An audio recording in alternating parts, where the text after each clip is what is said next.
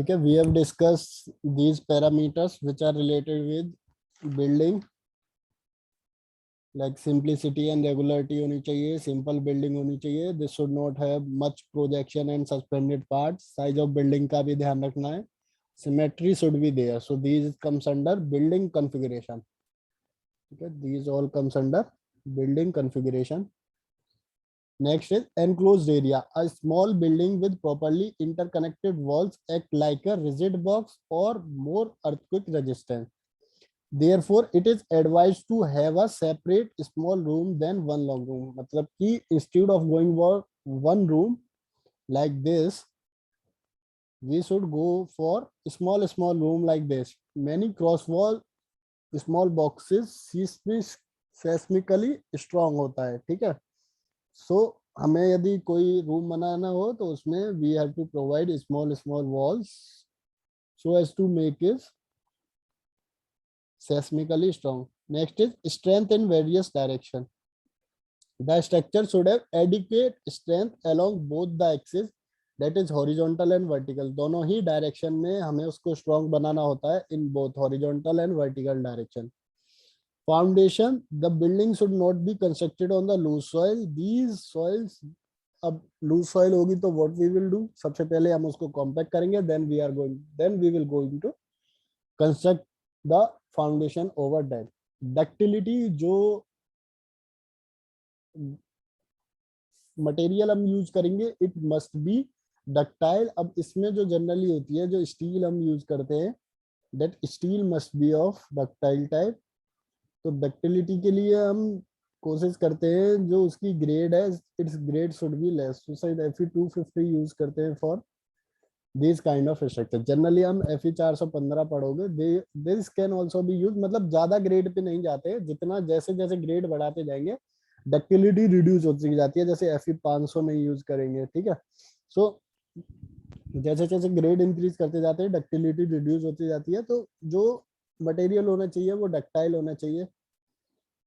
Ductile क्यों, पहले ही बता चुका हूँ, क्योंकि वाइब्रेशन को रेजिस्ट करने के लिए, वाइब्रेशन की ही डायरेक्शन में मूव करे, उसी के साथ मूव करेगा तो स्ट्रक्चर रुकेगा, और यदि ज्यादा रिजिडिटी होगी, ज्यादा हार्ड होगा, तो स्ट्रक्चर के कोलैप्स होने के चांसेस ज्यादा होने चाहिए.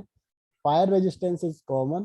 ठीक है, इरेगुलरिटीज इन बिल्डिंग्स. इरेगुलरिटीज इन बिल्डिंग, दो पैरामीटर्स इसमें ध्यान रखने होते हैं, एक सॉफ्ट स्टोरी, एक फ्लोटिंग कॉलम. ठीक है, सबसे पहले सॉफ्ट स्टोरी को समझो. जब हम हाई राइज बिल्डिंग्स बनाते हैं या मल्टी स्टोरी बिल्डिंग्स बनाते हैं, तो जनरली जो नीचे हम पार्किंग वगैरह बनाते हैं तो उसमें वॉल्स नहीं देते हैं, और इसके कॉलम्स को जनरली हम हाई रखते हैं.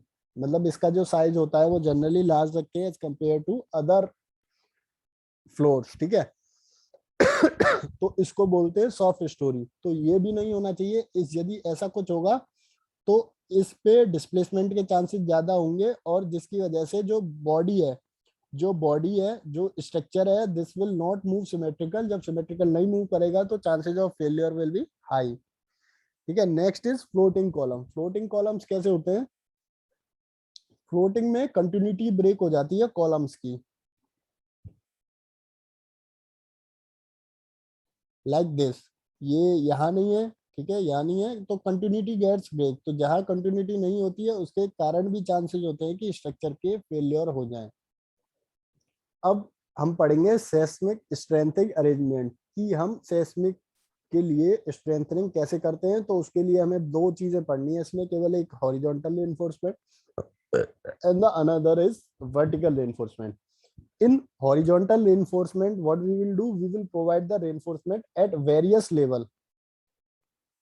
अच्छा, सॉफ्ट स्टोरी इज बेसिकली, जैसे हमने कोई स्ट्रक्चर डिजाइन किया मल्टी स्टोरी, ठीक है, तो नीचे कॉलम्स होंगे. ठीक है, इसको आउटर एरिया पे वॉल से कवर करेंगे, बट इन कॉलम्स की हाइट हम जनरली ज्यादा रखते हैं.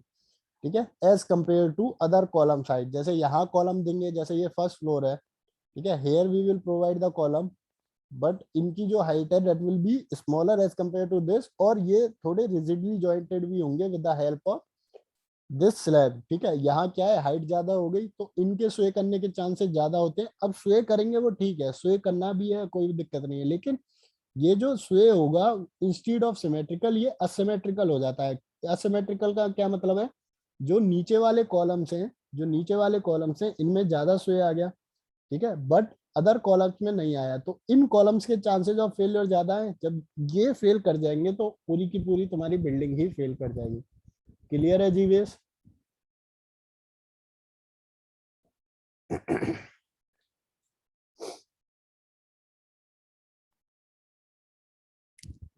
ठीक है, तो हॉरिजॉन्टल रीइंफोर्सिंग में क्या है, डिफरेंट डिफरेंट लेवल पे हम क्या करते हैं, हॉरिजॉन्टली रीइंफोर्समेंट प्रोवाइड करते हैं। तो इसमें क्या करते हैं, उन डिफरेंट डिफरेंट लेवल्स को बोलते हैं। जैसे लिंटल पे देंगे then we will call it as lintel band, plinth पे देंगे then we will call it as plinth band. ठीक है, फिगर से समझ में आ जाएगा, इसमें कुछ है नहीं। These are the different different level जिस पे देते हैं। इसको क्या बोलेंगे, this is called lintel band. Lintel level पे यदि रिइंफोर्समेंट प्रोवाइड करेंगे, इसको क्या बोलेंगे, रूफ बैंड। यदि रूफ लेवल पे प्रोवाइड करेंगे, यदि यहाँ प्रोवाइड करते हैं, इसको बोलते हैं प्लिंथ बैंड। ठीक है, इसके ऊपर गैबल्स विंडो पढ़ाई थी, उस लेवल पे यदि प्रोवाइड करते हैं उसको बोलते हैं gable band. So these are different different bands that we provide at different different level. Similarly vertical reinforcement ऐसे प्रोवाइड करते हैं। So these are the reinforcement that are provided in vertical direction so as to prevent the, basically इसको बना क्या रहे हैं कि जब भी इसका मूवमेंट हो, इस स्ट्रक्चर का मूवमेंट हो, तो मोनोलिथिक हो, मतलब कि ये पूरा का पूरा स्ट्रक्चर एक्ट करे एज अ मोनोलिथिक यूनिट, जिससे कि इसका जो मूवमेंट हो वो यूनिफॉर्म हो हर यूनिट का। ठीक है, इसलिए हम इस तरह से इसमें रेनफोर्समेंट प्रोवाइड करते हैं। This is complete. यहाँ तक किसी को कोई भी डाउट हो तो पूछ सकता है।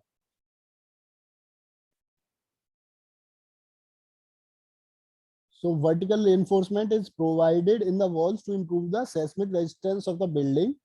Various point to be considered for the vertical reinforcement are as follows. मतलब किन किन चीजों का ध्यान रखते हैं, vertical steel should be provided eight corner and the junction of the walls, मतलब कि कॉर्नर्स और जंक्शन पे प्रोवाइड करना है इसको। The amount of vertical steel depend on the number of stories and the category of the building. Building की category क्या है और कितने नंबर ऑफ स्टोरीज हैं, इस पे डिपेंड करती है कि वर्टिकल स्टील का अमाउंट क्या होगा। Vertical steel should be properly embedded in the plinth masonry and roof slab और रूफ बैंड। ठीक है, ये प्लिंथ पे जो तुम स्टील दोगे उसमें, और जो रूफ पे जो स्टील दोगे उसमें कंप्लीटली उसके इनसाइड होनी चाहिए। ठीक है, it should be completely embedded. Vertical reinforcement should pass through the lintel band and floor level band in all stories. मतलब फ्लोर लेवल लिंटल जहां भी तुम बैंड दे रहे हो उनसे पास होनी चाहिए। Vertical reinforcement for window and the door opening should start from the foundation of the floor and up to lintel level. तो जो ओपनिंग है उनकी जो वर्टिकल रेनफोर्समेंट है ये नीचे से ही, फाउंडेशन से ही स्टार्ट होनी चाहिए। So these are the point which you must remember while designing the reinforcement in horizontal and vertical direction, कि हमें कहाँ कहाँ किस किस लेवल पे प्रोवाइड करनी है और कैसे कैसे प्रोवाइड करनी है। ठीक है, और कोई डाउट किसी को?